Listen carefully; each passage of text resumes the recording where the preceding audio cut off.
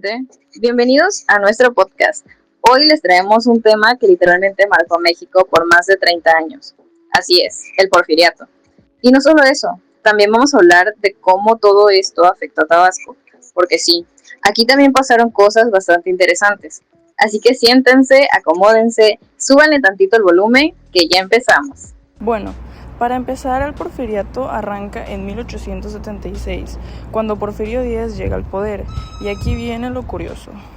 El compa llegó diciendo no reelección, pero se reeligió como 7 veces. O sea, literal.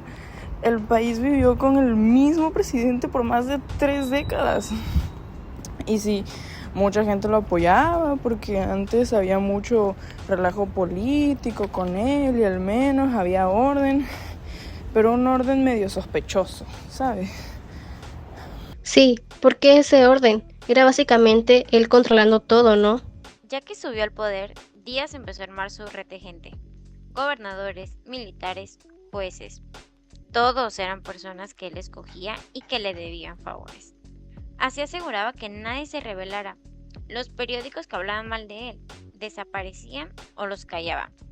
Y si alguien quería hacerle competencia en elecciones, pues no había manera, todo estaba súper controlado. Y también existían los famosos jefes políticos, ¿no? Pero tampoco todo fue malo. La verdad es que México cambió muchísimo en esa época. Llegaron inversiones de otros países. También construyeron un montón de ferrocarriles, se puso el alumbrado, también estuvo el telégrafo. Es más, básicamente México empezó a modernizarse. Ciudades como Monterrey, Veracruz y la Ciudad de México crecieron muchísimo.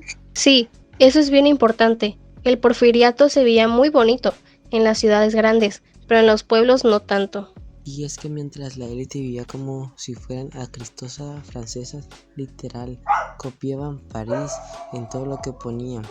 La mayoría de los mexicanos la pasaban mal, los campesinos trabajaban 12 a 14 horas por salarios súper bajos y vivían en haciendas. Muchas veces no podían ni salir de ahí porque le debían dinero al patrón. Era un país partido en dos, unos en lujos y unos en pura pobreza. Sí, y las huelgas tampoco fueron cualquier cosa. Hubo varias huelgas importantes, como la de Cananea y la de Río Blanco. Fueron súper violentas y mostraron que la gente ya estaba cansada. Luego, en 1908, Porfirio Díaz dio una entrevista donde dijo que ya no se iba a reelegir y que México estaba listo para la democracia. Madero le creyó, se lanzó para presidente y pues Porfirio lo mandó a la cárcel y se volvió a reelegir. Ese fraude fue la gota que derramó el vaso y en 1910 estalló la Revolución Mexicana. Finalmente, en 1911, Porfirio Díaz renunció y se fue a Francia. O sea, básicamente el país explotó porque ya todos estaban hartos. Ahora sí, vámonos a lo que nos toca, Tabasco.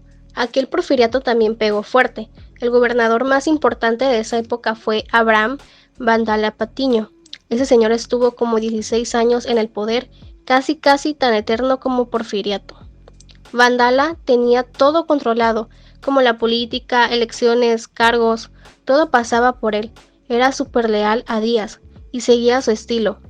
Mano dura, mucha disciplina y cero tolerancia a quien se quejara. Banda, la versión tabasqueña del porfiriato. En lo económico, Tabasco creció bastante. El cacao y el plátano eran los productos estrella y se exportaban a Estados Unidos y Europa. También hubo mucha explotación de maderas finas como caoba y cedro. Pero igual que en el resto del país, ese crecimiento no llegó para todos.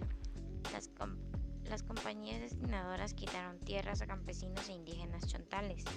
Dejan a mucha gente en situaciones súper injustas.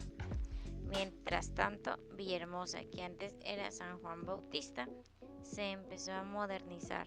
Pusieron alumbrado público, abrieron calles, hicieron edificios nuevos